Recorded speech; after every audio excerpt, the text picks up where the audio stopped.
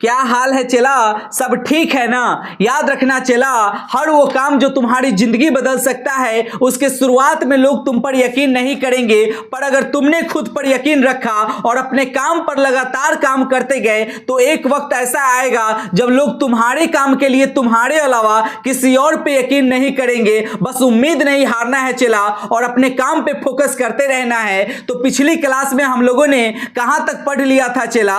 पहला चैप्टर वास्तविक संख्या यानी कि रियल नंबर के बेसिक में। ए चला, रियल नंबर के बेसिक में हम लोगों ने पिछली क्लास में सांधित प्रश्न का सबसे पहला क्वेश्चन पढ़ा था चला। बहुत ही बारीकी से, बहुत ही बेसिक लेवल से मैंने हर एक चीज को बताया था चला। आज हम लोग टाइप 2 यानी दूसरा क्वेश्चन पढ़ेंगे चला। बहुत ही बारीकी से, बहुत ही बेसिक लेवल से हर एक चीज को बताऊंगा चला, ताकि आप सभी मैथ का एक्सपर्ट हो जाओ। ध्यान दीजिएगा चला, एग्जाम में जब इस तरह का सवाल आए तो इसको किस तरह से बनाया जाता है आइए जानते हैं चला। सवाल कहता है कि दिखाएं कि प्रत्येक धन पूर्णांक या तो 2q या 2q + 1 के रूप का होता है, अथवा कहता है कि दिखाएं कि प्रत्येक धनात्मक सम पूर्णांक 2q के रूप का है एवं प्रत्येक धनात्मक विषम पूर्णांक 2q + 1 के रूप का है, जहां q एक पूर्णांक संख्या होगा। ए चला, पूर्णांक संख्या जो होता है अपने आप में पूरा संख्या होता है, ये दशमलव में नहीं हो सकता है। और धनात्मक सम पूर्णांक कह रहा है मतलब धन पूर्णांक कह रहा है, यानी कि 1 2 3 4 5 डॉट डॉट होगा।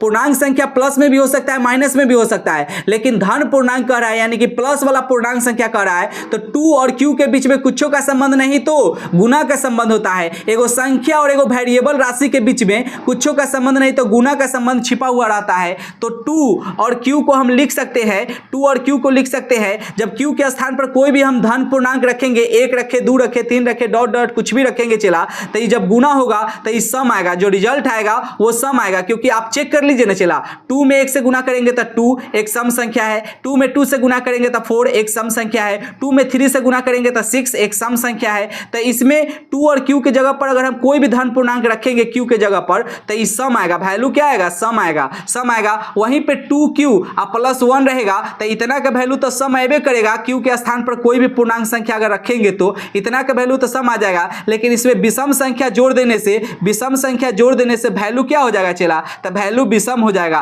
किसी को कोई डाउट है क्या? अब यहां पे ध्यान दीजिएगा चला, भाग एल्गोरिदम से a और b धनात्मक पूर्णांकों के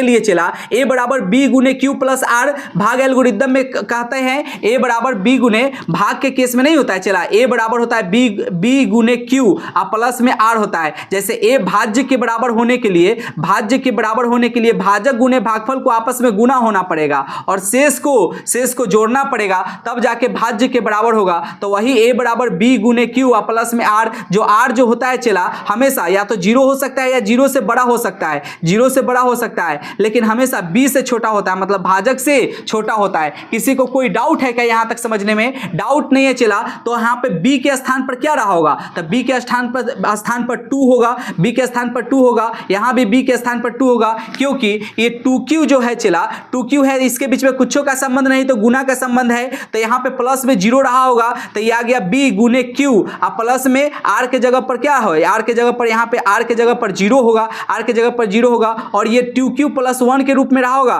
तो यहाँ पे हम b के जगह पर मानेंगे कि 2 है और q के जगह पर q है, आपस में गुना का संबंध है। आई प्लस में r के जगह पर क्या हो जाएगा? r के जगह पर 1 है, तो इस फॉर्मेट पर आ गया, यानी कि b गुने q + r वाला फॉर्मेट पर आ गया। तो हम यहां से पता कर लिए कि b के जगह पर क्या होगा? तो b के जगह पर 2 होगा। b के जगह पर जब हमको b बराबर 2 पता चल जाएगा चला, भाजक बराबर 2 पता चल जाएगा, तो r हमको पता नहीं चल जाएगा। r जो होगा या तो इससे कम होगा, 0 होगा, नहीं तो 1 होगा, इससे ज्यादा कुछ r बच ही नहीं सकता है चला। तो r का वैल्यू हमको पता चल जाएगा कि r बराबर 0 होगा, नहीं तो 1 होगा। अब b बराबर हमको पता है ही कि b बराबर 2 है। कैसे पता चला? तो 2q को हम यहाँ पे इसका वैल्यू हम b माने और इसका वैल्यू q माने, और यहाँ पे r बराबर 0 रहा होगा, यहाँ पे 2q + 1 है तो इसको हम b माने, इसको q माने, और यहाँ पे r बराबर r के जगह पर 1 रहा होगा। कोई डाउट है क्या यहाँ तक समझने में चला? डाउट नहीं तो यहाँ ध्यान देंगे चला। तो b बराबर जब हमको 2 पता चल गया कि b के स्थान पर 2 होगा,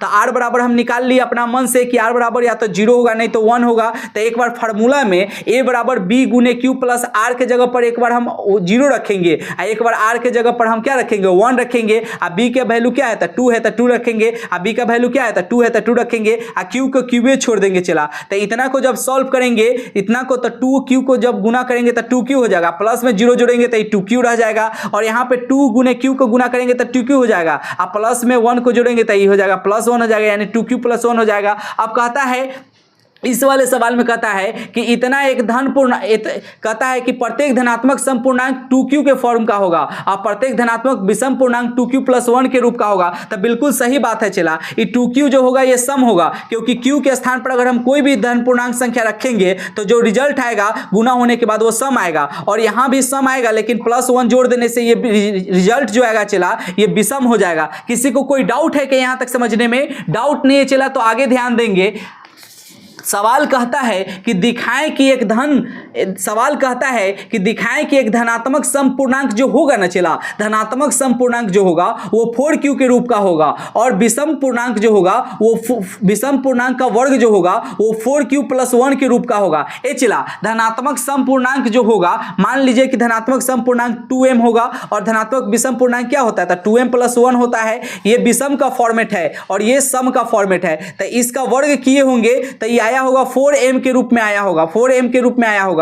इसका वर्ग किए होंगे तो 4m + 1 के रूप में आया होगा। यही बात को प्रूफ करने के लिए कह रहा है चला, तो हम प्रूफ करेंगे धनात्मक सम पूर्णांक क्या होता है चला तो 2m होता है, और ये धनात्मक सम पूर्णांक का वर्ग करेंगे यानी कि 2m का वर्ग करेंगे, पूरे का वर्ग करेंगे तो 2 के स्क्वायर हो जाता है 4, 2 के स्क्वायर 4, m के स्क्वायर हो जाता है m स्क्वायर। किसी भी एगो संख्या और वेरिएबल के बीच में कुछ का चिन्ह नहीं तो गुना का चिन्ह छिपा हुआ रहता है चला, तो एक बार 2 के स्क्वायर करेंगे तो 4 हो जाएगा, एक बार m के स्क्वायर करेंगे तो यहाँ m स्क्वायर हो जाएगा। क्योंकि चला किसी भी संख्या के पावर जितना बैठल रहता है उस संख्या को उतना बार गुना के रूप में लिखा जाता है, तो 2 और m के बीच में गुना का संबंध है, तो 2 को एक बार हम 2 बार लिखेंगे और यहाँ m को भी हम 2 बार लिखेंगे गुना के रूप में। तो जब 2 को 2 बार लिखेंगे गुना के रूप में तो ये हो जाएगा 4, और यहाँ पे m को 2 बार गुना के रूप में लिखेंगे चला, तो किसी भी संख्या के पावर कुछ नहीं तो 1 छिपा रहता है, अब बेस समान गुना में तो पावर में पावर जुड़ जाता है, बेस 1 को लिखाता है, तो इतना हो जाएगा m स्क्वायर हो जाएगा। तो इतना को हम लिख सकते हैं 4m के स्क्वायर लिख सकते हैं। चला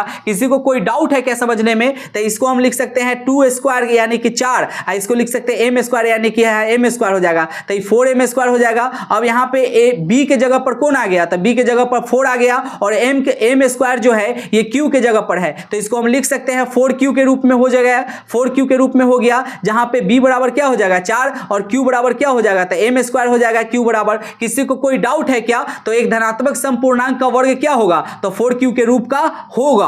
किसी को कोई डाउट है चला समझने में? यहां तक डाउट नहीं है तो यहां ध्यान देंगे चला। अब एक धनात्मक विषम पूर्णांक का रूप क्या होता है चला तो रूप होता है 2m + 1 के रूप का होता है, जहां m एक पूर्णांक संख्या होगा। तो अब हम इसका वर्ग करेंगे, जब इसका वर्ग करेंगे यानी पूरे के स्क्वायर करेंगे तो हमको इस रूप में आना चाहिए, इस रूप में आना चाहिए। तो यहाँ पे a इसको पूरे को मानेंगे a, इसको मानेंगे b, तो a + b के होल स्क्वायर पर सेट हो जाएगा। चला तो a + b के होल स्क्वायर क्या कहता है? बचपन से पढ़ते आ रहे हैं a² + 2ab + b², जहां पे एगो संख्या और एगो वेरिएबल के बीच में कुछो का संबंध नहीं तो गुना का संबंध होता है, तो 2ab के बीच में कुछो का संबंध नहीं तो गुना का संबंध होगा। तब इसको हम a का वैल्यू मानेंगे 2m और b का वैल्यू मानेंगे यहाँ पे 1 मानेंगे, तो a के स्थान पर यहाँ पे 2m लिखेंगे और b के स्थान पर यहाँ पे लिखेंगे 1 लिखेंगे, यहाँ पे a के स्थान पर 2m लिखेंगे और b के स्थान पर 1 लिखेंगे।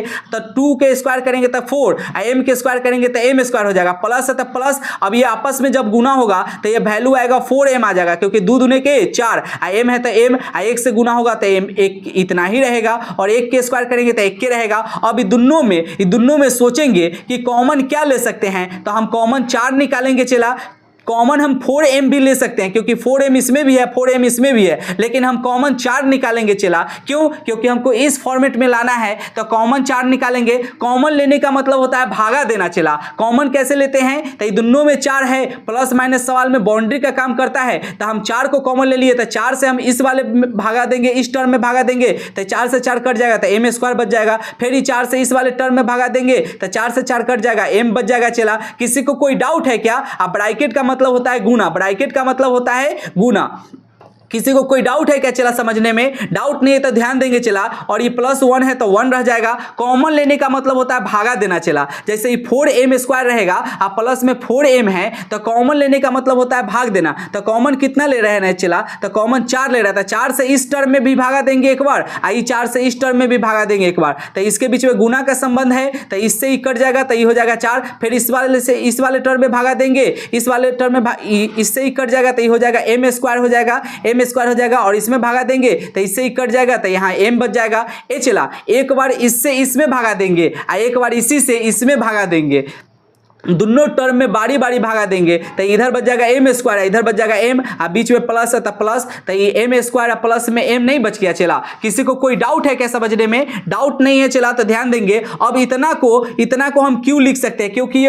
क्योंकि ये Q के स्थान पर है और ये जो है B के स्थान पर है, तो इसको हम B लिख दिए। इसके बीच में कुछ का संबंध नहीं तो गुना का संबंध है, गुना का संबंध है तो ये हो गया B गुने Q। आई प्लस में 1 है तो प्लस में 1 हो जाएगा। अब B के वैल्यू क्या हो जाएगा? तो 4 हो जाएगा। और इतना को हम Q माने हैं तो इसको Q ले लेंगे और इसको यहाँ पे 1 लिखेंगे, क्योंकि इतना जो है Q के स्थान पर है चला, Q के स्थान पर होता है। क्योंकि फार्मूला होता है B गुने Q और प्लस में 1, तो B का वैल्यू हो जाएगा 4 और Q के स्थान पर जो है m² प्लस में m है तो इसको हम q मान लिए। आई प्लस में 1 है। किसी को कोई डाउट है क्या चला समझने में? डाउट नहीं तो ध्यान देंगे, तो ये हो जाएगा 4q प्लस में 1, तो 4q प्लस 1 के रूप का आ गया। किसी को कोई डाउट नहीं है तो आज की सेवा यहीं पे समाप्त करते हैं। मिलते हैं अगले वीडियो में, तब तक के लिए टेक केयर, बाय बाय।